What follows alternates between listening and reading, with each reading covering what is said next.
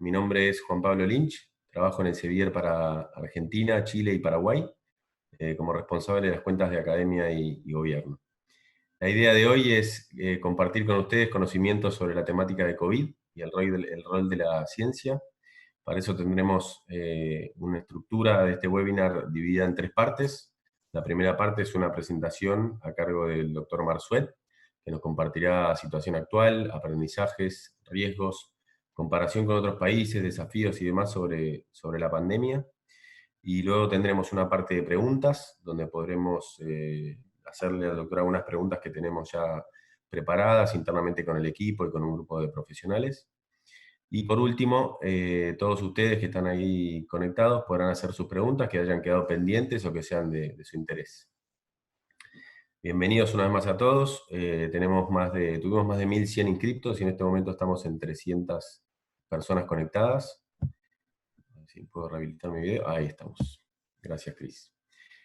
Así que bueno, en primer lugar agradecer especialmente al doctor Omar Suet por haber aceptado nuestra invitación y estar aquí hoy con nosotros de manera virtual como se puede en estos momentos.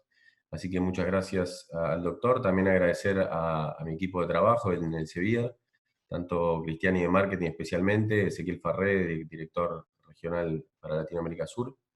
Están ahí Ezequiel, Cristiani, si quieren saludar. Gracias, Juan Pablo. Un placer conectarnos con todos. Aquí, particularmente nosotros en la oficina regional nuestra, aquí en Brasil, en Río de Janeiro. Bueno, un placer poder tenerlo al doctor Omar Sued hoy con nosotros en esta charla, particularmente en este momento. Nosotros en el Elsevier estamos trabajando en Argentina ya hace 20 años, muy conectados y trabajando codo a codo con el Ministerio de Ciencia y Tecnología e Innovación Productiva. Y bueno, hoy, en este momento, nos parece esta iniciativa que ha traído justamente Juan Pablo con el equipo en Argentina muy valorable, y doy justamente la apertura para el doctor. Doctor, muchas gracias por estar con nosotros y bienvenido a esta sesión para poder estar abierto a las preguntas de la audiencia. Bueno, muchísimas gracias a ustedes por la invitación. La verdad, para mí es un honor poder estar acá. Les pido si me pueden habilitar el video. Yo no tengo privilegios de huésped, pero si no, bueno, vamos a ir igualmente sin video. Para mí es un placer, la verdad, poder colaborar con Elsevier, con una empresa con tanta trayectoria en lo que es la gestión de la investigación, la información, las citas bibliográficas y los recursos para los médicos, no solamente en Latinoamérica, sino también en todo el mundo. Si quieren, yo tendría que compartir mi pantalla entonces desde aquí y empezar con la presentación, ¿no? Sí, mientras tanto, Omar, me permito un segundo. Salteamos tu presentación principalmente y después algunos detalles sobre el webinar. Para quienes no lo conocen al doctor, Omar Sued es médico infectólogo, presidente de la Sociedad Argentina de Infectología y miembro del equipo de profesionales que está asesorando actualmente al Ministerio de Salud y al presidente argentino, Alberto Fernández. Y con respecto, bueno, a estos días estuvimos conversando con Omar bastante en la preparación de este webinar. Hemos compartido bastante información nuestra, obviamente él tiene mucha más en términos de la pandemia y todo lo que vienen estudiando, pero bueno, le hemos compartido información de nuestro Novel Coronavirus Information Center, que tenemos toda información abierta ahí para todos ustedes, para que puedan ingresar de manera gratuita, independientemente de cualquier tipo de suscripción o no. Es información abierta que pueden contar. Después les vamos a enviar esta información luego del webinar para que puedan ingresar. Y bueno, y por último,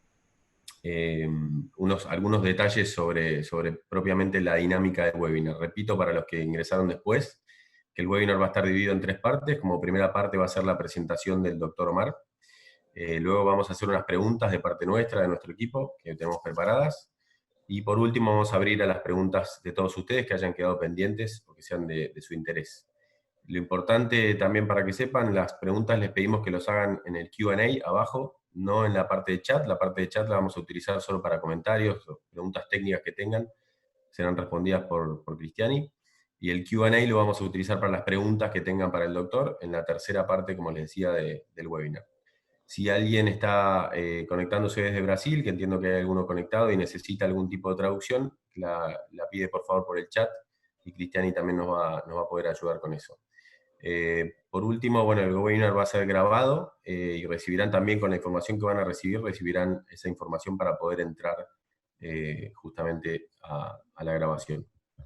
Gracias nuevamente a todos, especialmente al doctor, y Omar, te dejo entonces la palabra y la presentación en tus manos. No, bueno, muchísimas gracias a vos, Juan. La verdad que ha sido invaluable la forma en la que me han ayudado desde el punto de vista técnico para poner en marcha esto desde aquí y también desde el punto de vista de la calidad humana con la que están trabajando todos los días. Yo creo que tengo unos 15, 20 minutos para hacer una presentación más o menos de una puesta al punto de lo que es el coronavirus y la situación en Argentina y el rol, digamos, de la ciencia en la toma de decisiones, y eso es muy importante desde el punto de vista justamente de que los gobernantes, los que toman las decisiones, tengan información actualizada a último día, en el último momento, por un equipo que pueda analizar, recibir y analizar esta información y dar sugerencias, y es un poquito la parte de la charla que me toca hoy, ¿no? Entonces, vamos a comenzar rápidamente recordando que esto era algo que no existía en la patología humana, era un coronavirus en que nunca habíamos estado en contacto y para el cual se progresó rápidamente, en una forma muy rápida, a poder entender que había un coronavirus que afecta a los murciélagos, que de los murciélagos pasó al hombre en alguna forma, ya sea por un huésped intermedio, que podrían ser los pangolines, por la homología de ADN, de RNA que tienen de un 80%, con respecto al que vemos en el humano y en el del murciélago, o a través de consumir comida contaminada, digamos un spillover, un fenómeno de spillover en los murciélagos, y de ahí que se adapta al humano, se produce una transmisión que en este caso obviamente todos sabemos que es masiva.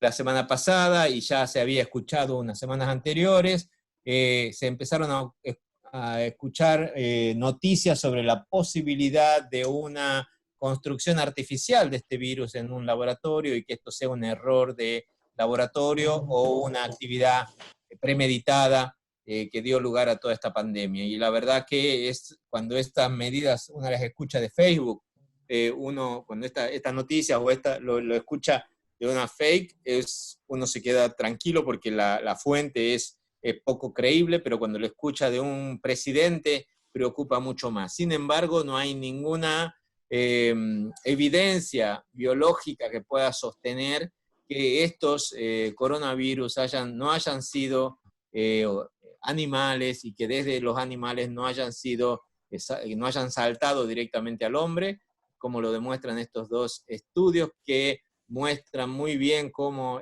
son coronavirus que estaban presentes también en los animales previamente y que la construcción o el manipuleo genético de estos virus es altamente improbable debido a el tipo de afinidad con el que tiene la secuencia, y que hubiera sido muchísimo más fácil hacer una secuencia que se adapte mejor que justamente esta secuencia que ya está presente. Sin embargo, bueno, a pesar de todas estas situaciones, podemos decir que probablemente la cantidad de ciencia que se ha producido en tan poco tiempo es admirable. Desde el 8 de diciembre que se empiezan a registrar casos en Wuhan, hasta que se produce la información a la OMS, el cierre de este mercado, pasó relativamente poco tiempo, quizás casi 3 semanas son las que se le cuestionan a China por ahí de demora, pero a partir de ahí hay una colaboración internacional muy proactiva compartiendo la secuencia, compartiendo la información, que permitió a todos los países, a Alemania desarrollar la PCR, a Estados Unidos, al CDC, a tener información para poder desarrollarla después, a la OMS para declarar la emergencia internacional, y a partir de ahí la declaración de la pandemia. Todo esto se ha hecho en tiempo récord, con la estructura identificada el 19 de febrero, menos de un mes y medio después de empezar, digamos, de identificar el coronavirus como causa de esta infección. Y Omar, es perdón como, que te interrumpa, ¿podrás habilitar el video de tu cámara para que te veamos a vos? eso dice que no tengo control de... Ahora sí, Ahí está, perfecto. sí, Muchas gracias. controlante porque no era el host. Eh, bueno, muchas gracias a ustedes. Ahí estamos. Bueno, y entonces, así es como estamos ahora. Ahora tenemos 200, estábamos ayer, tenemos más de 280.000 muertes, ya estamos superando a la pandemia de influenza, de H1N1, en número de, digamos, contra superando, la hemos superado con creces, con digamos, la cantidad de afectados totales también de 4 millones, pero de muertes ya estamos también acercándonos. 900, y hemos pasado también hace muchísimo tiempo las muertes con las otras dos pandemias o epidemias de coronavirus que tuvimos con SARS y con MERS. Realmente la situación sigue, si vemos abajo en el cuadro, como la tendencia, el crecimiento sigue siendo en forma lineal, aunque hay algunos países que están empezando allá a ver curvas que están más aplanadas, ¿no? Esto se acompaña obviamente también de una explosión, de un crecimiento exponencial en la producción científica. Tenemos, como vemos, cada día entran en los diferentes sistemas miles de artículos que no damos abasto a ni siquiera poder revisar los títulos, muchos de estos ya en estos nuevos sistemas de preprint. Y acá tenemos un ejemplo de cómo si esta misma corrida de este análisis que se hizo en un análisis bibliométrico de publicaciones, lo hacemos por Scopus, por la herramienta justamente del Elsevier, como vemos el aumento significativo que tenemos, ya que, como todos saben, Scopus recoge no solamente las bases de datos estándares, sino también todos los abstracts, artículos y diferentes bases de datos que aumenta significativamente el número de publicaciones. En Argentina vemos que la colaboración es importante a la hora de las publicaciones. Este es un análisis de todos los países de Latinoamérica. Vemos que algunos países tienen muchísima colaboración, pero un impacto por ahí de citaciones no tan grande. En Argentina podemos decir con mucho orgullo que si bien no estamos reconocidos por ser los que más colaboramos en forma internacional, porque justamente hay recursos naturales por ahí que permiten nacional que permiten la producción local, sí que tenemos un impacto en la citación a nivel regional. ¿Qué cosas aprendimos hasta ahora gracias a las publicaciones? Sabemos que el virus no afecta a todas las personas. Si uno tiene en una familia una persona infectada, va a infectar más o menos a un 35% de sus familiares convivientes. Es una tasa de ataque. Igualmente esta tasa representa un valor relativamente alto. El R0, la capacidad de infectar que tiene, de contagiar que tiene una persona, sabemos que si es más de uno, esto genera epidemias. El R0 inicial de 2,8, el reportado, aunque análisis posteriores esto lo aumentan a un 4,4. El tiempo, digamos, de la infección, dura entre 2 días a 7 días del inicio de los síntomas, el periodo de incubación de 5 días, aunque la mayoría de las personas, el 97% de las personas va a tener hasta 11 días, aunque por seguridad lo extendemos, como todos saben, los periodos de aislamiento los extendemos a 14 días. Raramente puede haber periodos de incubación más largos, están descritos también.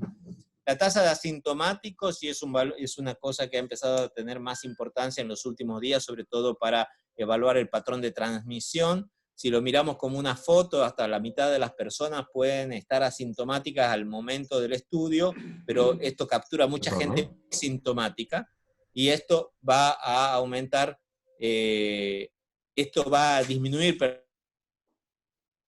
síntomas y vemos cómo cae a 18% en el estudio del crucero. Los síntomas más comunes, fiebre, tos seca, expectoración, falta de fuerzas, disnea, artralgia, odinofagia. Unos pacientes tienen síntomas raros como la falta de la pérdida aguda del olfato. Sabemos muy bien que la mayoría de los casos van a ser leves, un 15% de estos casos van a ser graves, 5% van a requerir terapia intensiva y son los que van a, lamentablemente, entre un 50 y un 90% de estas personas van a fallecer. Por eso la tasa de mortalidad es relativamente alta comparada a muchos otros virus. A nivel global es un 7%, en algunos países es un poco menos, dependiendo de la cantidad de diagnóstico y de la capacidad de las terapias intensivas.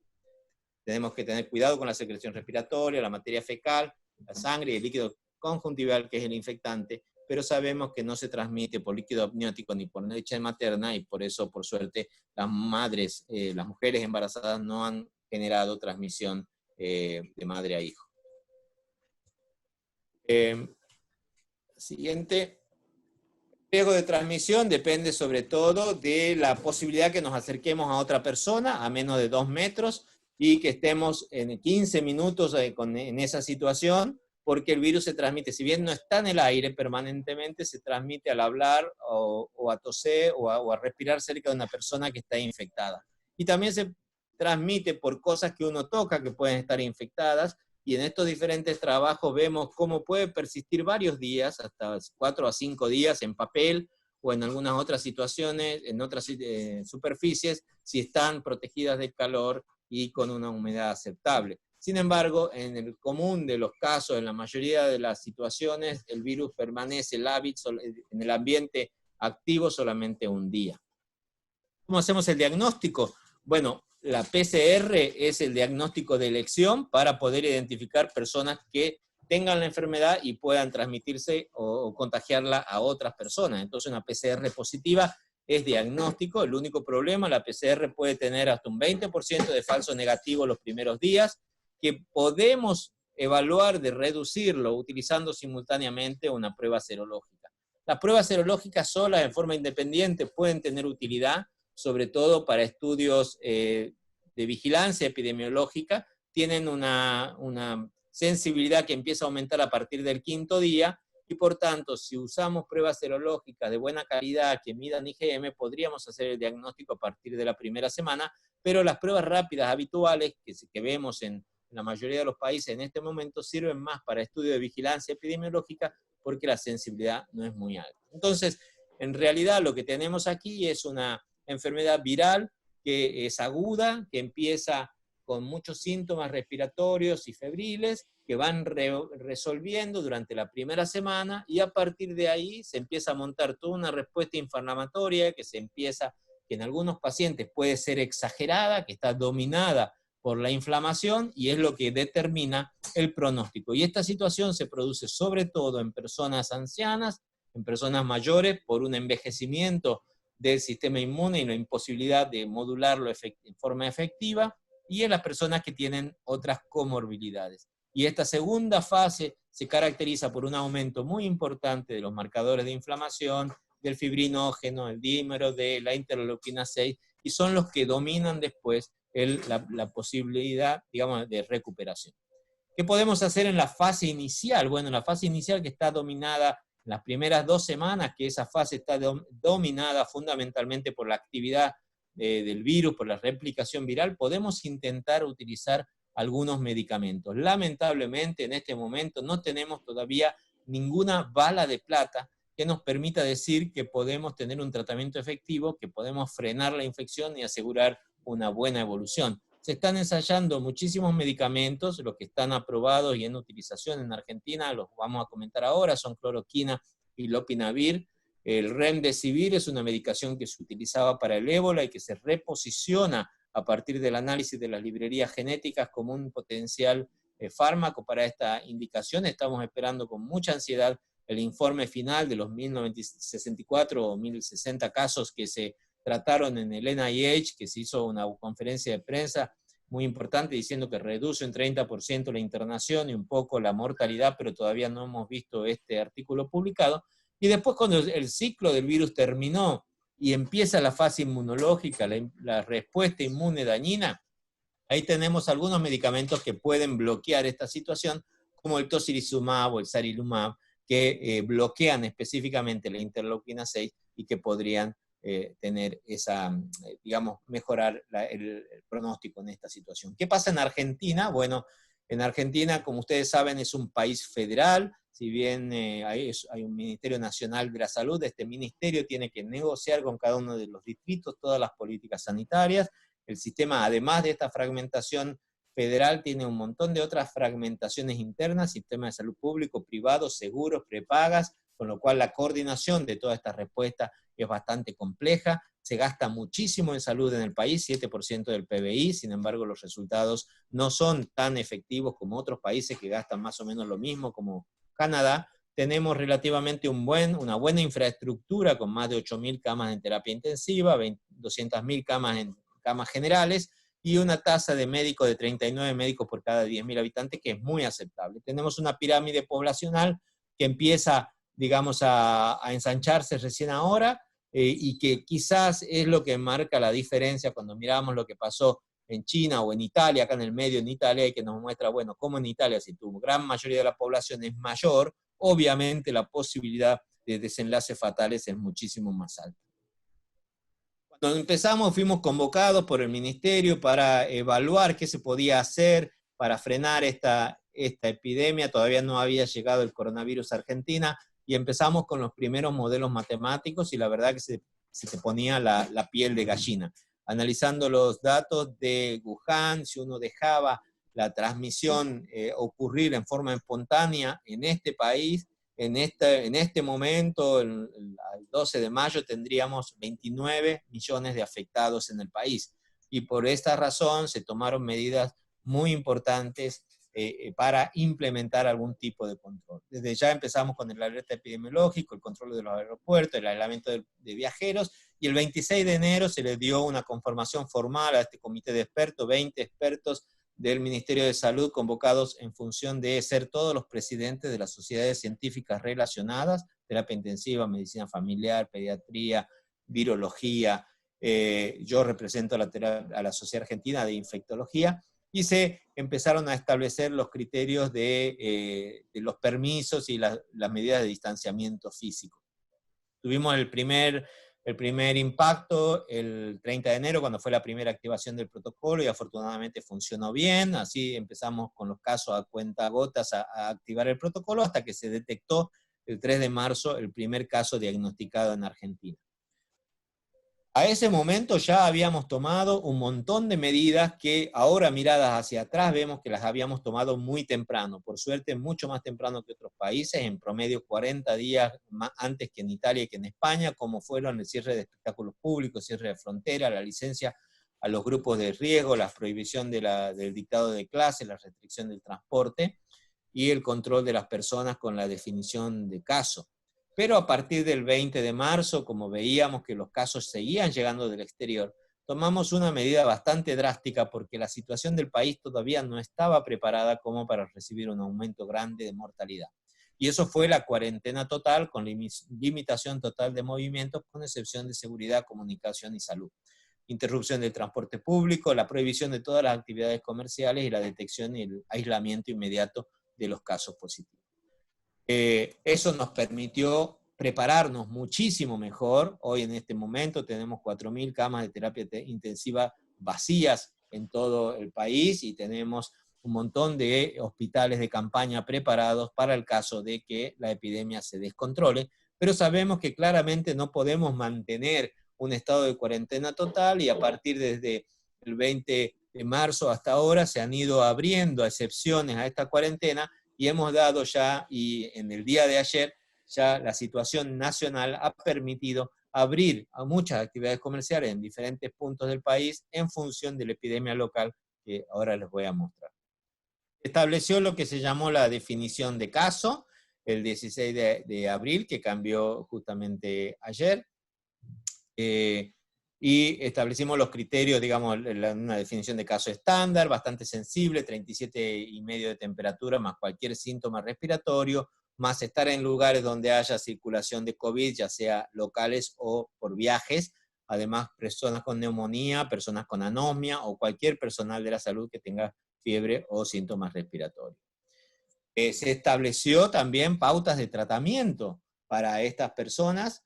Sabemos que los casos leves van a resolverse espontáneamente, entonces hemos establecido las pautas de tratamiento para los casos de neumonía grave, definidos por personas con frecuencia respiratoria alta, con saturación baja de oxígeno, con necesidad de asistencia o no, de asistencia respiratoria mecánica o empeoramiento clínico, y en estos pacientes proponemos el uso del lopinavir y hidroxicloroquina, que puede ser combinado en los casos graves y que se está proporcionando gratuitamente a todo el país por el Ministerio de Salud.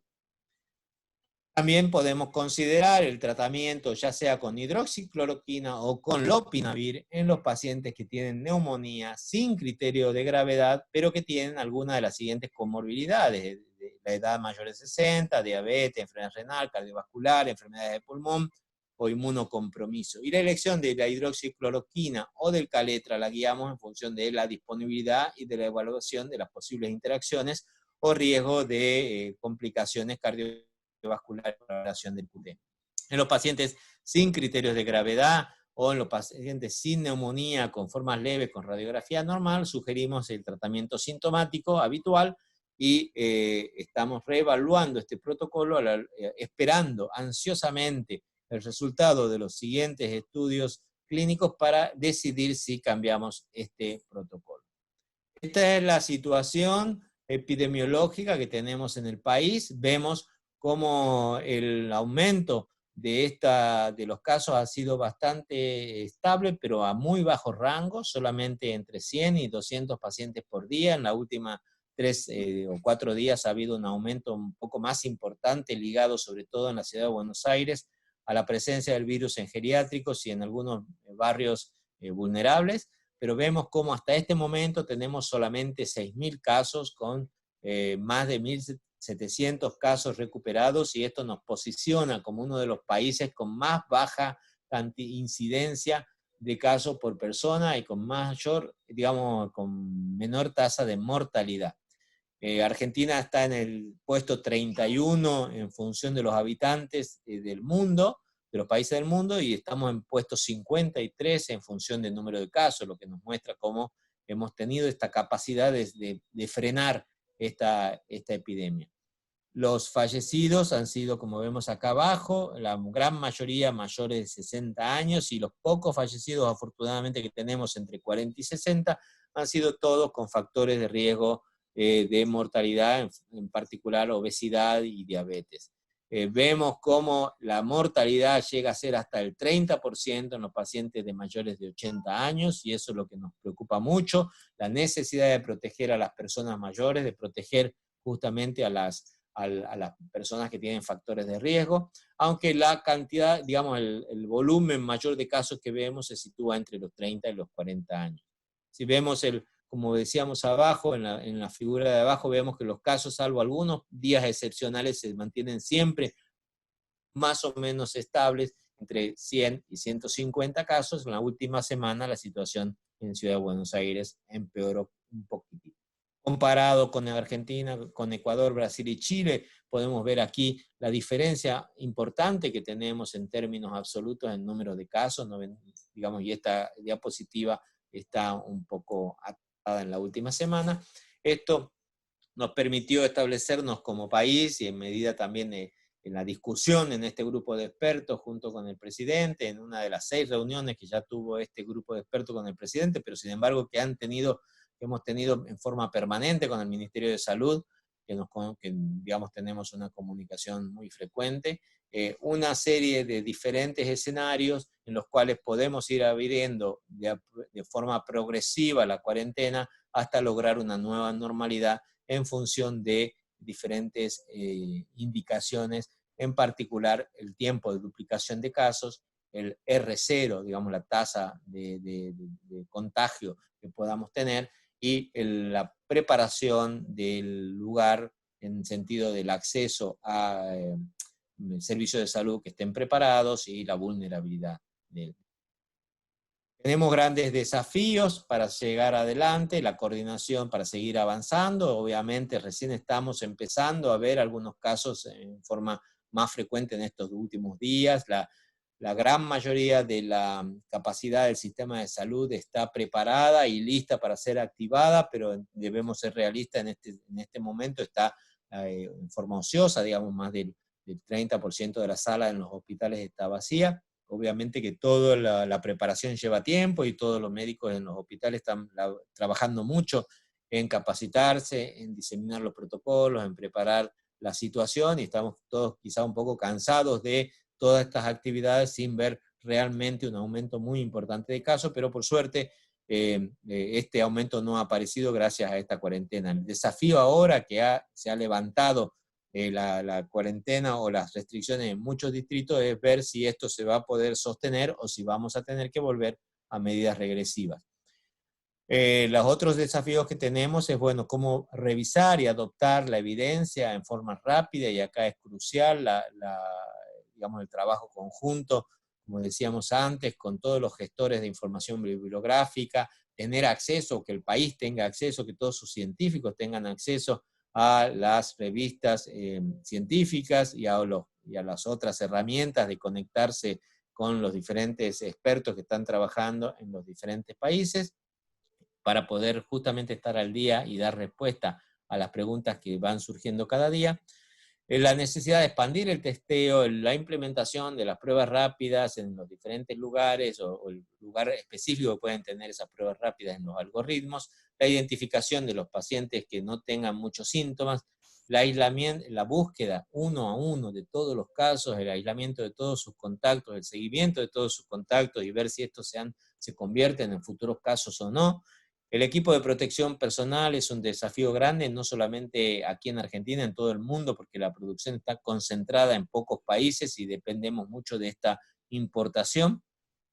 El manejo de la información y las expectativas de la comunidad, y poder transmitir a la comunidad tranquilidad, pero también información verdadera para que no subestime la situación o para que no sobreestime la situación, es crítico. Para eso también nuestro trabajo con las diferentes sociedades, trabajo mancomunado para que las sociedades científicas tengan un canal de comunicación que pueda de alguna manera frenar las noticias falsas o frenar los periodistas amarillistas que por ahí generan mucha ansiedad en la población. El manejo de los brotes, como acabamos de ver en los geriátricos de la Ciudad de Buenos Aires y de la provincia de Buenos Aires, y de los brotes en algunos barrios que pueden no tener la posibilidad de generar aislamiento en estas personas. El impacto económico es claramente una de las más importantes. Para terminar, digamos que si bien sabemos que el impacto económico de la cuarentena ha sido muy, muy grande en nuestro país, también sabemos que el impacto en la mortalidad hubiera sido tremendo si no hubiéramos hecho lo que se hizo en Argentina, y que otros países no han hecho este bloqueo, esta cuarentena inicial por miedo al impacto económico, y hoy están sufriendo un aumento muy grande, muy exagerado, muy prematuro de la mortalidad, como vemos en este gráfico, que han tenido que reintroducir las cuarentenas posteriormente, y ahora, cuando están empezando a descomplejizar otra vez, países que les fue bien al inicio, como Corea, Alemania y China, han vuelto a ver una resurgencia en el número de casos, por lo cual nos genera mucha ansiedad, mucha angustia saber que vamos a tener que estar controlando esta situación hasta que seamos capaces como mundo de eliminar la transmisión en todas las provincias, en todos los países, o tener disponible una vacuna. La última, la comparación más dramática, digamos, al día de antes de ayer, al 7 de mayo, vemos cómo Argentina se sitúa en una buena posición con respecto al resto de los países, y esto ha sido, lamentablemente, la situación en Brasil es bastante dramática, y esto nos ha puesto como contrapunto, digamos, en la mayoría de las publicaciones internacionales, más que nada por el compromiso del presidente o del gobierno de Argentina, que no ha sido más que la traducción de lo que los científicos pudieron ver en la evidencia científica. Esta evidencia se traslada a las reuniones de asesores de expertos de los ministerios de salud, y hemos sido capaces, así como con esta información al ministro, de poder transmitir esa información al presidente de la nación. Y por eso es tan importante poder tener acceso a información validada, certificada, la mejor evidencia, la última evidencia que sea de calidad, y poder utilizarla en la toma de decisiones. Te agradezco muchísimo el tiempo, estoy dispuesto a todas las preguntas, sin antes decirles que yo sigo optimista de que esto lo vamos a poder resolver, que en Argentina la circulación viral ojalá que para septiembre ya esté limitada, porque queremos hacer el Congreso de la Sociedad Argentina de Infectología, que era en mayo y que está suspendido hasta noviembre. Entonces en septiembre tenemos que tener todo este virus controlado para poder estar seguros que lo vamos a poder hacer y no volver a postergarlo hasta marzo o abril del siguiente año. Entonces si lo podemos hacer, si los argentinos se quedan en casa, si la transmisión se bloquea, los invito a Buenos Aires al Congreso de la Sala. Muchísimas gracias. Excelente, Omar, muchas gracias. Bueno, pasamos ahora a la parte de las preguntas que teníamos preparadas. Voy a ser bastante breve, voy a eliminar algunas preguntas, algunas ya las has respondido en tu presentación, así que arranco con algunas preguntas. La primera, ¿cómo funciona el trabajo de este grupo de expertos que asesora al presidente Alberto Fernández y cuál es el flujo de trabajo hasta la decisión del ministerio o del presidente para la comunicación a la ciudadanía, al público en general? Bueno, nosotros somos un equipo de 20 personas, como contaba antes, tenemos un WhatsApp que no tiene ningún nombre raro, dice Comité de Expertos COVID. Me hubiera encantado que el nombre sea así como mucho más el equipo de los superpoderosos o algún otro nombre más raro, pero somos muy serios, somos gente seria trabajando, cuando trabajamos, convocados por la viceministra de Salud, la doctora Bisotti, que es una socia también de la Sociedad Argentina de Infectología, una de los miembros, infectóloga, con muchísima experiencia en salud pública, en manejo de la gestión. Y en este chat tenemos discusiones permanentes, día a día, uno de los chats más activos que tenemos cada uno de nosotros, porque recibimos ahí todas las diferentes informaciones y tenemos una reunión semanal o a veces más frecuente, depende de los problemas que aparezcan, con ella y con el ministro de Salud. Y cuando hace falta, o cuando hay una decisión coyuntural que tomar o cuando el presidente lo pide, nos citan y un grupo de nosotros, porque no podemos ir los 20 por esto del distanciamiento, nos vamos repartiendo y vamos a aclarar o a charlar con el presidente algunas de las otras medidas que están en cartera y que se van tomando. Perfecto. Me permito acá algo que no estaba planificado, pero en ese flujo de información, ¿hay relación entre ministerios también? Es decir, ¿es el Ministerio de Salud y el Poder Ejecutivo? ¿O entran otros ministerios, como por ejemplo en nuestro caso el Ministerio de Ciencia y Tecnología o otros ministerios? Eso es permanente en el Ministerio de Salud. El ministro de Salud y la viceministra tienen relación permanente con los otros ministerios, sobre todo el de Ciencia y Tecnología, el de Trabajo, el de Sanidad de Fronteras, el Ministerio de Industria, incluso para la producción de material local. Pero claro, eso de los expertos no estamos en esa discusión del día a día, eso la viceministra y el ministro tienen en esa discusión. Nosotros participamos dos veces en reuniones de gabinete, donde estaban todo el gabinete del presidente, pero las siguientes, que fueron en Casa Rosada, pero las siguientes reuniones ya fueron en Olivos y ahí ya son reuniones más reducidas por la seguridad del presidente. Perfecto. De acuerdo a nuestra solución, una de nuestras herramientas de investigación, llamada Embase, que es para la literatura biomédica, hay un tema de seguridad acerca de los respiradores pulmonares en el tratamiento de COVID. Un tema de seguridad de que no permanezca, digamos, el virus dentro y entre otras cosas. ¿Cómo está la situación de los respiradores hoy en Argentina? ¿La cantidad es suficiente? ¿Cómo se está llevando este tema con la iniciativa público-privada? Bueno, acá hay una cuestión también de liderazgo y de gobernanza, ¿no? Una decisión del ministro que le costó a algunos enemigos o no amigos ahora, es que se tomó la decisión de que los respiradores son insumos críticos del país. Entonces se bloqueó y hay una sola empresa que produce en el país respiradores.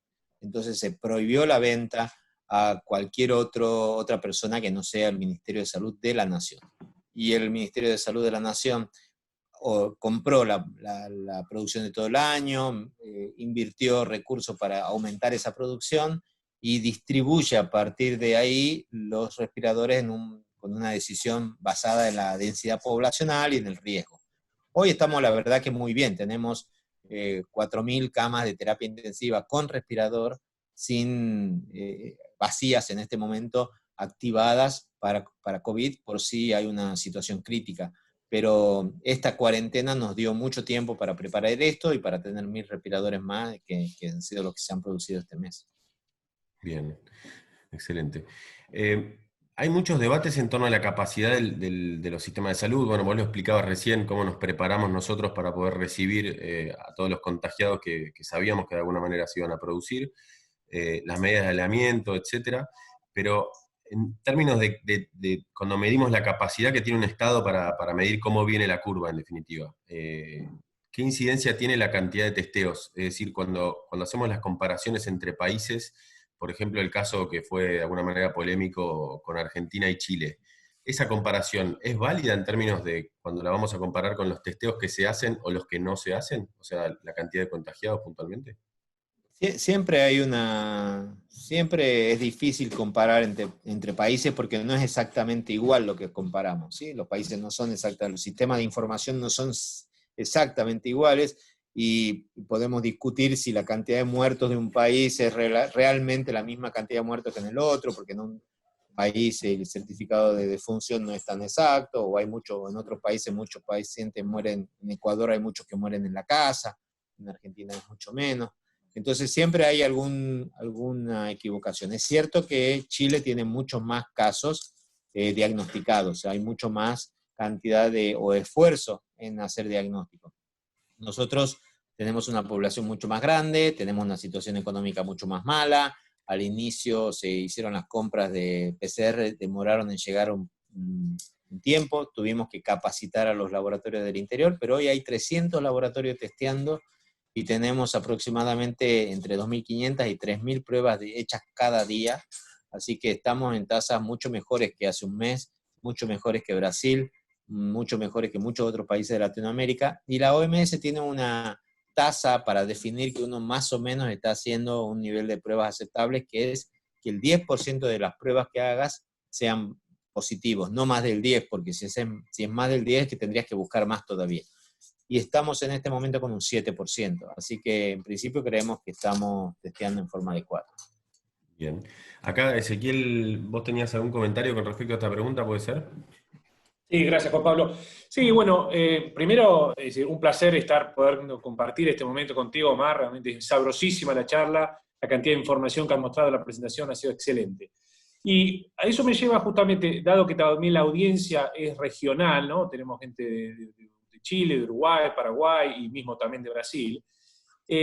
La comparación intrapaíses que tú mencionaste y hay varios slides que has mostrado, da la sensación que claramente el éxito que está mostrando Argentina en materia de la baja tasa por habitante y la cantidad bajísima de casos y mismo de muertos que existe, también tiene una relación directa con todas las medidas de confinamiento y de gran ¿no?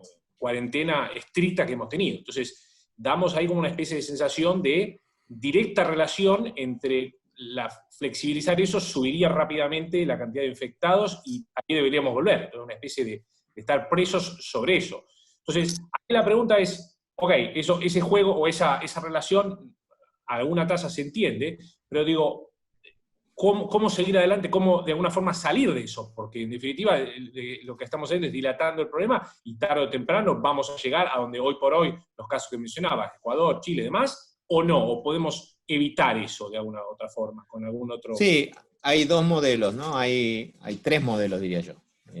Bueno, hay muchos modelos, pero tenemos la situación de Brasil o de Inglaterra o Suecia, decir, bueno, que no, o la de Chile mismo, decir, bueno, ya está, ya fue, dejemos que se infecte a la gente y alguna gente se tiene que morir y se morirán los viejos y algunos, gente joven también se morirá, porque sabemos que hay un 2 a 4% de mortalidad en personas de hasta 60 años. Y algún que otro niño, muy raramente, muy raramente, esto afecta sobre todo a mayores de 80, 70 años. Y esto es drástico, y esto no se debe hacer, y esto fue quizás lo que más me impactó y lo que más me llena de orgullo, porque en la primera reunión, cuando nos convocan, el presidente decía, yo soy abogado y quiero saber qué puedo hacer para evitar muertes, porque yo puedo tratar de trabajar con los economistas para para mejorar la economía, porque del PBI bajo uno se recupera, pero de los muertos no se recupera, ¿no? Entonces, tener ese respaldo político para medidas sanitarias es muy, muy bueno. Y entonces esa primera medida se la descartamos siempre. Siempre hemos dicho, vamos a poner restricciones físicas porque lo único que tenemos, no hay prevención, no hay profilaxis preexposición, no hay vacuna activa ahora, no podemos permitir que la gente se infecte porque tampoco hay tratamiento efectivo que realmente asegure la sobrevida en todas las personas. Entonces, lo único que nos queda es que la gente no se infecte. Y para que no se infecte, probamos una semana con que no salga de casa, no fue suficiente, se hizo la cuarentena del 20 de marzo, una de las primeras del mundo. El segundo escenario es que llegue la vacuna, seguir así, danzando, jugando un poco, hasta que llegue la vacuna, cosa que parece que no va a ser muy pronto, con lo cual tampoco parece ser muy factible. Y el tercer escenario es seguir aspirando y seguir teniendo ilusión y esperanza que esto lo podemos bloquear. Y que si lo podemos bloquear, si podemos identificar todos los casos y podemos sacar las personas que están transmitiendo de la comunidad, como en 14 días se van a curar, podemos lograr eliminar la transmisión. Esto pasó en Rosario, esto pasó en muchas provincias de Argentina, en Salta, San Juan, Jujuy, hay muchas provincias que hace muchos días que no tienen casos. Esto se evitó en Catamarca y en Formosa, que no entró ningún paciente con virus y no hay ningún caso desde entonces. Y está pasando en Australia y en Nueva Zelanda.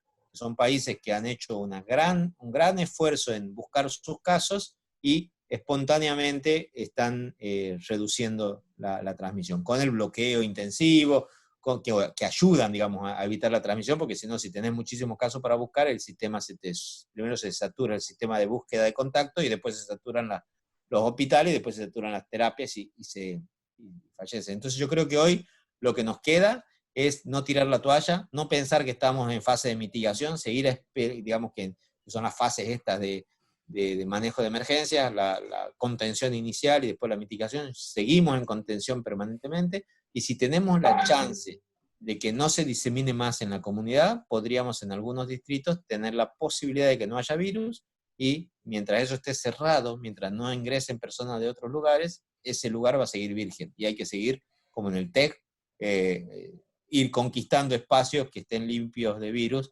hasta que tengamos vacuna o tengamos tratamiento, ¿no? Clarísimo, Omar, clarísimo. Gracias, Omar. Se me desprenden dos preguntas más de esto y ya pasamos a las preguntas de la gente que se están acumulando acá en el Zoom. Así que voy a acelerar un poco más. ¿Qué podemos esperar en función de esto que estás explicando muy bien, Omar, del grupo de riesgo mayor, o sea, de los mayores de edad, básicamente, de la gente que, digamos, tiene una cuarentena extendida para ellos? Es decir, cuando todo se levante, ellos van a tener que quedarse un rato más, ¿no? Dicho en criollo. Yo a mi madre le dije no salga de casa, por más que se pueda salir, que si hay algún caso, bueno, ella vive ahora en Jujuy donde no hay casos, pero si hay casos en el lugar, en la región, si hay circulación local, la gente grande en Buenos Aires o en la provincia de Buenos Aires debería evitar el contacto lo máximo posible. Recuerden que hay una licencia laboral para las personas que tienen más de 60 años o que tienen factores de riesgo para que no vayan a trabajar y puedan seguir cobrando. Y lo ideal es que tengan esta medida de precaución, porque el virus los puede afectar en forma importante. ¿Sí?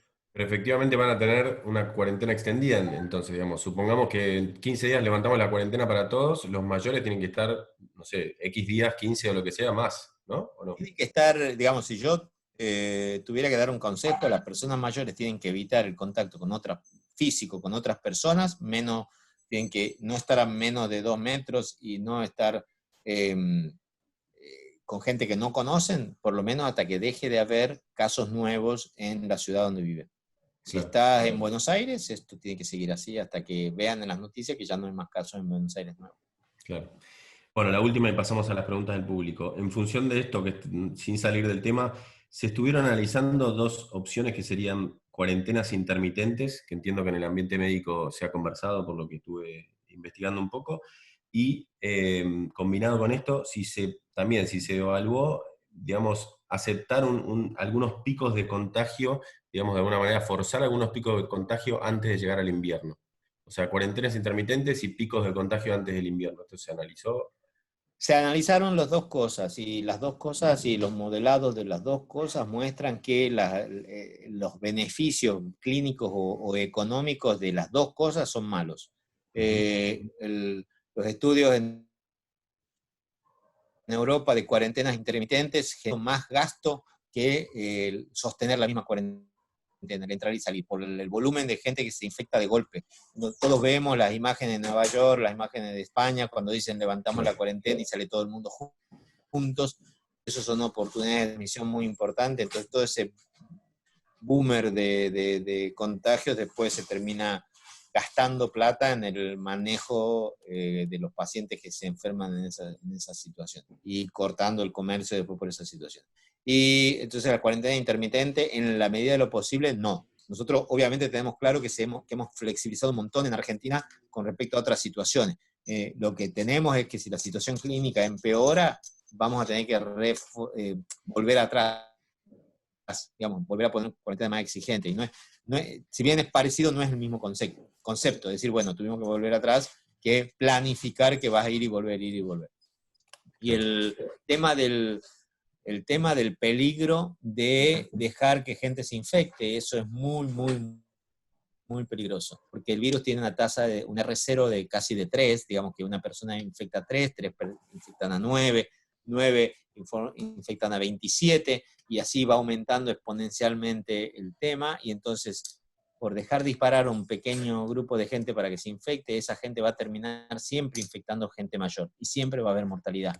Y eso es lo que se le cuestiona mucho a Suecia, y es lo que se le cuestiona mucho a los otros países que han pensado en esta inmunidad de rebaño. El problema es que, por ejemplo, en las ciudades más afectadas, como Nueva York, haces una evaluación ahora serológica y solamente el virus afectó al 20% de la población. O sea que con toda esa devastación que vimos, enterrando gente en el Central Park, solamente un 20% se infectó. Para lograr un 80%, que es lo que te daría protección de rebaño, tendrías que matar a muchísima más gente, ¿no? Entonces ese es el gran riesgo, y por eso es que volvemos a aspirar o tenemos una renovada mirada por intentar contener al máximo posible la infección. Perfecto. Gracias, Omar. Pasamos ahora a las preguntas que hizo la gente. En definitiva, les reitero a todos que, bueno, no sé si vamos a llegar, ya hay 71 preguntas. Puedo pasar un chivo. Si no llegan las preguntas, claro, la Sociedad Argentina de Infectología tiene un servicio de 5 médicos que están contestando todos los días preguntas de COVID. Así que si no llegan y ustedes no las pueden contestar, nos pasan las preguntas, que vamos a estar contentos de contestarlas. Me ganaste de mano, yo iba a tirar el chivo al final, pero está muy bien. Después lo reiteramos, está perfecto. Sí, yo iba a decir también, bueno, que la SADI es en definitiva una de las sociedades que más se ha ocupado de esto, ¿no? De la difusión a la población de toda la información con respecto a la pandemia. Y bueno, después vamos a compartir con ustedes, como dijo Omar, el link donde tienen que enviar las preguntas que no lleguemos a responder hoy. Así que avanzo rápido. ¿Están evaluando los efectos secundarios que puede generar la cuarentena, entre ellos desnutrición, el aumento de la violencia y situaciones no deseadas sin lugar de escape? Sí, lo tomamos en cuenta y somos muy conscientes de que las cuarentenas generan efectos negativos, muy, muy negativos. También sabemos que generan efectos positivos. Básicamente, el mayor efecto positivo aquí es saber que tenemos menos casos de muerte que la que hubiéramos tenido, ¿no?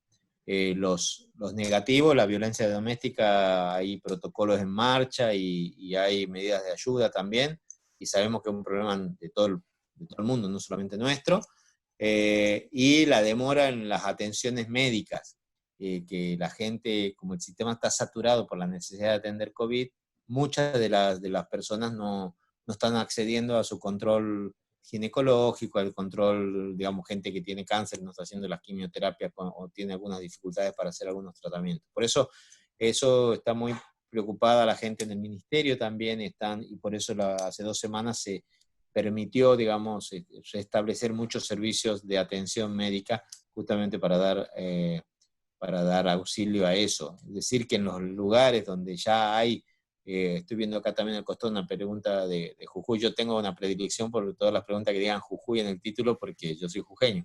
Entonces es un sesgo que tengo. Pero que tienen 40 días sin ningún caso, si ya podrían operar. Y sí, hay recomendación de empezar a retomar algunas actividades en los lugares que ya no tienen virus hace muchos días, con mucho cuidado, con mucha precaución, con protocolos específicos para que no haya riesgo de transmisión, porque si no se transforman después en un problema trazar todo eso.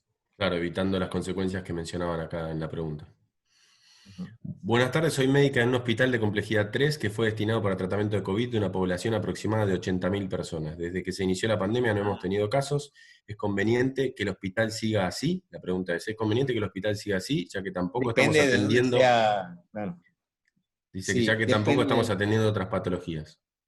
Otra vez, es lo mismo que hablábamos recién. De dónde esté el hospital va a depender de dónde esté. Si está en una población de 80.000 habitantes, pero que no han tenido casos, pero está muy cerca de tenerlos, por ejemplo, si está muy cerca de algún otro pueblo del conurbano bonaerense, tienen que tener cuidado porque esta epidemia es de un día para el otro. Ustedes vieron, hace 3 días no había prácticamente más que 30 casos en la ciudad y ahora estamos hablando de 160 casos de la ciudad. Y eso te llena un hospital en 2 días, te lo llena.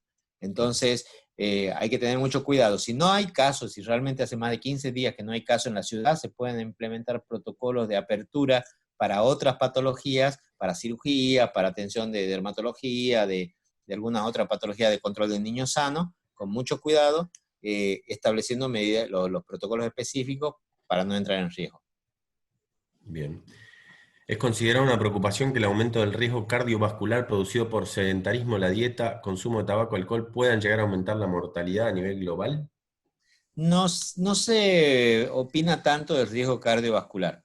Sabemos que el riesgo cardiovascular puede aumentar por el sedentarismo, pero también sabemos que la vida cotidiana y el estrés y la situación del día a día también aumentaba el riesgo cardiovascular, ¿sí? Entonces hay enfermedades que van a bajar, la mortalidad por accidente ha bajado drásticamente, no hay casi accidentes de tránsito por la cuarentena, no hay internados por eso, baja brutalmente la violencia y los asaltos y los crímenes, todas las complicaciones por causa violenta han bajado también.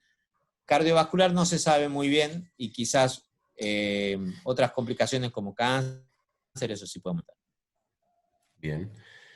¿Los pacientes asmáticos son de riesgo? ¿Es alto el porcentaje de mortalidad? Sí, si es mayor sobre todo si es mayor de 50, si tiene con daño estructural, con restricción pulmonar, con fibrosis, si requiere corticoides, todos factores que afectan el riesgo y hay que cuidarse y no hay que ir a trabajar, salvo un asma leve en una persona joven que no requiere tratamiento. Bien. Ante la explosión de investigaciones en torno al COVID-19, ¿cuál es la confiabilidad de los preprints? Vos mencionabas antes los preprints. Dado que ya conocemos, dado que ya conocemos las consecuencias negativas de las fake news, ni imaginar si hubiera fake papers.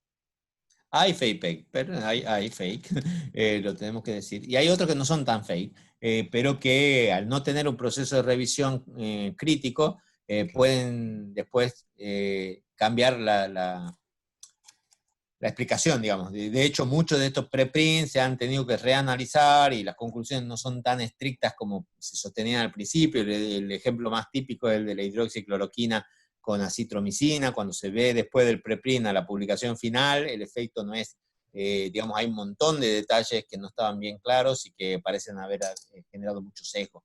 Así que los preprint hay que seguir teniendo cuidado, hay que seguirlos analizando, pero son la forma rápida, son una forma de tener acceso rápido a mucha información. Hay que ser cuidadoso con el tipo de información que uno analiza ahí. En definitiva, me permito, Omar, si estás de acuerdo, preprint, por eso es preprint, ¿no? O sea, hay que tener en cuenta que es justamente un preprint. Valga la redundancia. ¿Las personas con antecedentes oncológicos que ya no están en tratamiento son grupos de riesgo? Bueno, sí, lo mencionabas antes, ¿no? Si ya no están en tratamiento oncológico, ya se curaron y están en remisión porque ya tuvo cáncer de mama hace 5 años o un linfoma hace 3 años, no son grupo de riesgo ya. Ahora, si tienen cáncer activo, una leucemia mieloide crónica que está activa pero sin problemas graves, bueno, sí lo son. Depende caso por caso y lo mejor que puede hacer es preguntar al médico. Bien. Hay varios países que implementaron cubrebocas obligatorios, incluido Argentina. Hay evidencia al día de hoy de que estos implementos, que no son los quirúrgicos, hayan disminuido el contagio. La pregunta es esa, si hayan disminuido el contagio de estos tapabocas. No hay evidencia y esa fue la gran lucha que tuvimos. Yo era el doctor antibarbijo. pero no era porque tuviera, desde el punto de vista teórico, tiene mucha posibilidad de que sea una medida de protección. Pero no hay ningún documento, no hay ningún estudio randomizado que demuestre que es una medida de protección. Y entonces, desde la Sociedad Argentina de Infectología teníamos la preocupación de que alguna gente use barbijo, los que crean que esos barbijos lo iba a proteger y que usar ese barbijo te iba a poner en un mayor riesgo porque te ibas a acercar más a la gente pensando que estás protegido. La única situación en la que puede tener algo de eficacia es cuando uno es el que tiene la enfermedad y cuando tose sale menos virus porque sale menos saliva, cuando uno tiene un barbijo puesto. Entonces, si todos usamos el barbijo, y por eso que finalmente se terminó imponiendo, a pesar de, digamos, de que no haya una evidencia conclusiva, se terminó imponiendo en Argentina que lo use todo el mundo, es para lograr que todo el mundo lo use, porque entonces un 10, el 17% de asintomáticos que pueden estar dando vuelta en la calle con coronavirus también van a tener puesto el barbijo y no van a estar transmitiendo tanto a otras personas. Pero no es una medida de protección de uno, es una medida solidaria por si uno es el que está infectando a otras personas. Perfecto. La aplicación Cuidar, desarrollada en Argentina, implementa el rastreo de contactos automatizado con la finalidad de contener futuros brotes de COVID. Esa es la pregunta. Y después dice, ¿considerás que esta aplicación es importante para contener el número de infectados a medida que se flexibiliza la cuarentena? Es crítica, es muy importante poder implementarla. Creo que no la pudimos implementar antes porque no tenemos, digamos, tanta capacidad técnica, tantos recursos, tanta facilidad, pero, y porque los argentinos somos un poco jodidos, digamos. Ayer era la gran discusión de si esto coarta tus derechos o si esto te iban a robar información cuando todo el mundo está conectado a Zoom y a Netflix y a todas las redes y pone todos sus datos sin ninguna preocupación, ¿no? Pero creo que es muy importante porque puede permitir, si uno activa el GPS, marcar por dónde uno está circulando y cuando empiezan a aparecer casos en determinados lugares, cuando esos casos se pueden linkear a una zona geográfica, ahí se puede bajar con medidas preventivas más grandes. Por ejemplo, si yo empiezo a notar que en un barrio específico de la ciudad de Buenos Aires es por donde están las personas que después día siguiente o al día o a las 48 horas se empiezan a registrar en el sistema como casos positivos, yo puedo ir a ese barrio porque el sistema de información de vigilancia identifica los casos por el número de documentos. Entonces, si yo tengo mi dirección en Jujuy, yo tengo mi dirección en Barrio 11, pero voy todas las tardes a una reunión o a una fiesta o lo que sea que pasa en Recoleta, si hay muchísima gente que se infecta, está en Recoleta y recién aparece en el sistema a los 2 o 3 días y el GPS muestra que estuvo en Recoleta junto con un montón de otras personas, yo puedo ir a Recoleta y hacer campañas de testeo, buscar gente o buscar, digamos, hacer algunas medidas más territoriales. Entonces, de acá para adelante podría ser muy interesante, muchos países lo están haciendo. De hecho, una de las magias de Corea fue poder haberlo implementado desde el inicio, para decirle a la gente que esté en su casa, para poder mandarle mensajes a través de esa herramienta. Así que yo creo que habría que intentar utilizarla. Después, cuando termine la pandemia, la bajás y listo, ya está, ya pasó la urgencia. Bien. En relación a la información que circula, uno ve en los medios de comunicación o en redes sociales médicos, infectólogos y expertos, entre comillas, que cuestionan las medidas que se aplican en el mundo. Para citar un ejemplo, declaraciones del presidente de Tanzania poniendo en duda la fiabilidad de los test que se utilizan. ¿Cómo hace la población para discernir entre lo verdadero y no en esta cuestión? No tiene que ver la tele. Sadi. Eso es, La sí, puedo de responder azar. yo, Omar. Sadi, Science Direct, Scopus y Embase. Exacto, exacto. Sí, que son los lugares que tenemos que recorrer, porque el problema es ese, hay mucha desinformación, estamos luchando día a día, por eso ha sido una decisión de la sociedad de invertir muchos recursos, de poner a estos médicos a contestar día a día, y nosotros mismos salir todos los días en la tele a hablar, porque si no éramos nosotros, eran otros médicos que no tenían la formación y que por ahí no decían cosas que estaban bien. Entonces, nunca reenviar ningún WhatsApp que reciban, por más que crean que están haciendo el bien reenviando información, no lo reenvíen si no saben de quién es y no tiene un origen verdadero. Nunca repostear nada que tengan de Facebook y tratar de evitar buscar información en las redes y buscarla directamente en los canales autorizados, Ministerio de Salud, SADI y, como decía Juan, todos los buscadores bibliográficos que están validados. ha caído, digamos, el presidente de Estados Unidos dijo que hay que tomar lavandina. Ha habido errores grandes, digamos, el ministro de Salud de Francia dijo que no se podía tomar ibuprofeno, todo por cosas que aparecen en las noticias y que la gente disemina sin estar seguro. Sí, la velocidad en este caso es un peligro. Ezequiel, vos querías hacer una pregunta. Sí, bueno, leyendo los comentarios y los chats realmente decir, asombra, en realidad no, pero decir, es magnífica tu claridad y la forma que respondes cada una de las preguntas. La pregunta que por ahí tendríamos acá es, ¿cuál es la pregunta que a vos te gustaría, que alguien te responda? ¿No? ¿De qué forma, cuál es la pregunta que todavía para vos no tiene respuesta? Gracias. Bueno, me dejaste una cosa durísima para contestar.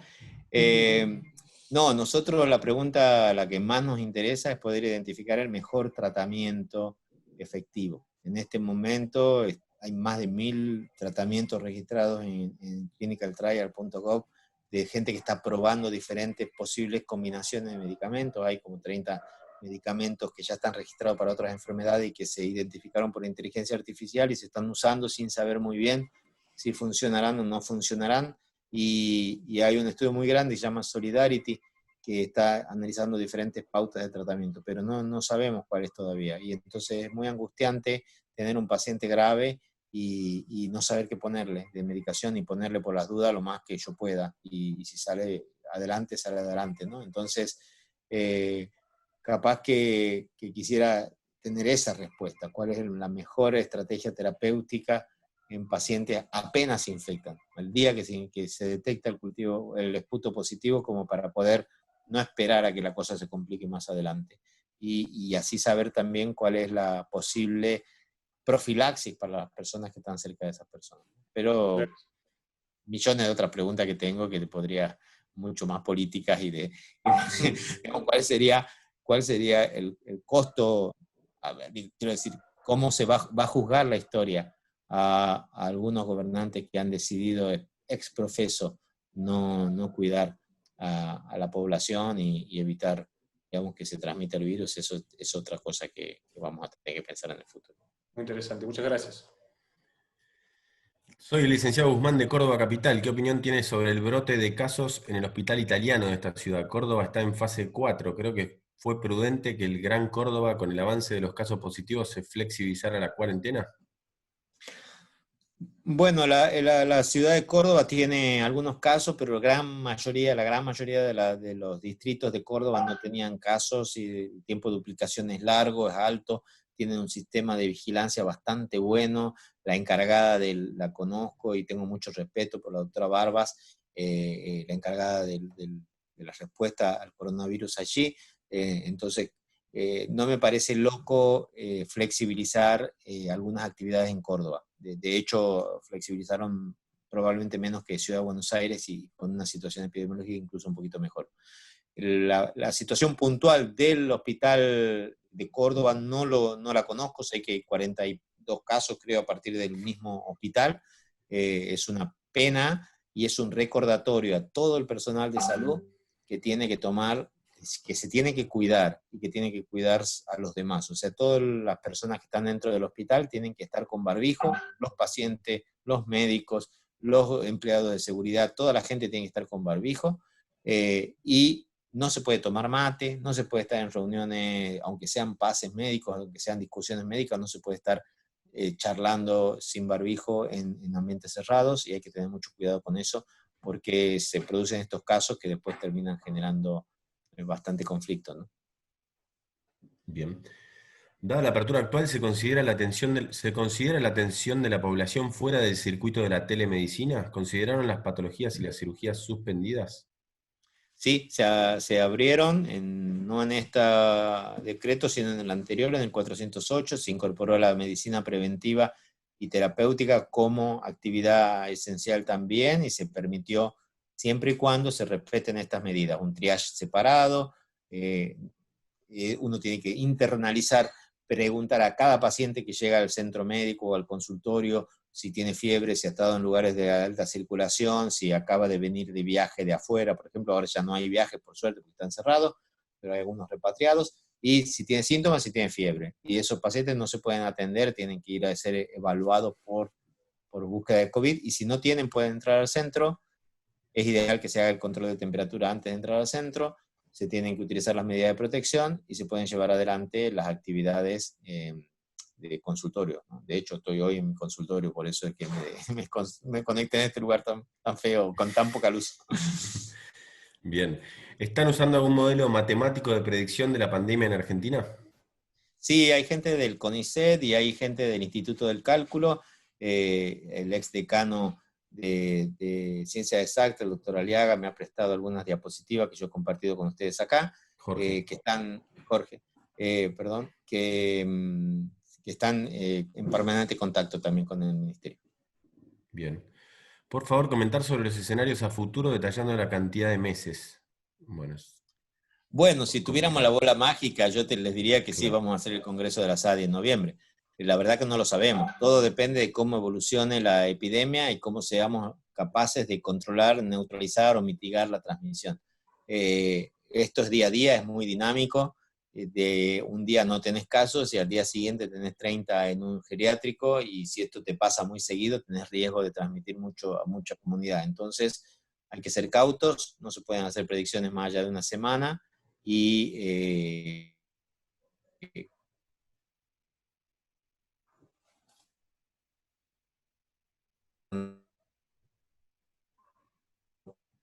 los siguientes meses, es decir, es mucho más fácil de saber. Uno puede decir que la próxima semana no va a pasar nada, pero en Ciudad de Buenos Aires, en provincia, es mucho más complicado. Bien.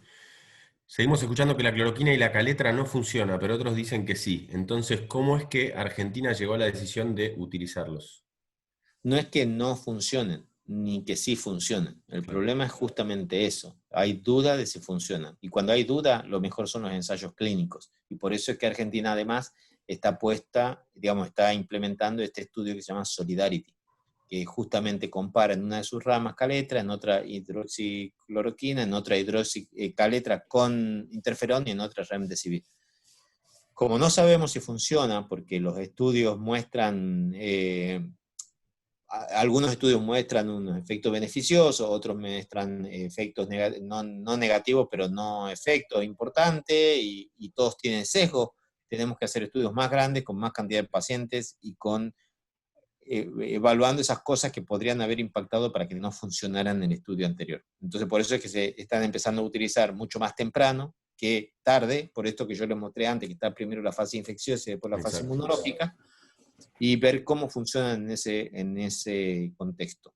¿Sí? Entonces, hay que tener todavía un poco de paciencia, pero yo, si tengo mi papá, que ya no lo tengo, pero si yo lo tuviera mi papá internado y he escuchado que quizás funcione, yo quisiera que me lo den. Entonces, de todo lo que está escrito que capaz que tiene un efecto y lo que es abordable por el Estado, se ha hecho esta evaluación técnica y se decidió que el Ministerio, por una cuestión de equidad, lo proporcione a todo el mundo, porque si no, solamente el que lo puede pagar va a tener acceso al caletra y a la hidroxicloroquina, y el que no lo puede pagar no lo va a tener. Entonces, como son recursos que están disponibles a nivel nacional a través del Programa Nacional de HIV, y la hidroxicloroquina, por otro lado, es barato, es que se han puesto a disposición. Bien. Hacemos, Omar, las últimas dos preguntas, si te parece, y ya cerramos. Les reiteramos a todos que las preguntas que quedan pendientes las van a poder enviar a la SADI, y hay un equipo de 5 profesionales que mencionó Omar que están dedicados a responder este tipo de preguntas. 6, en realidad al final, perdón que dije 5, pero eran 6. Se van a enojar uno conmigo. Son 5 días a la semana. Un día trabajan 2. Bien. ¿Qué capacidad de testeo diario máximo tiene la Argentina?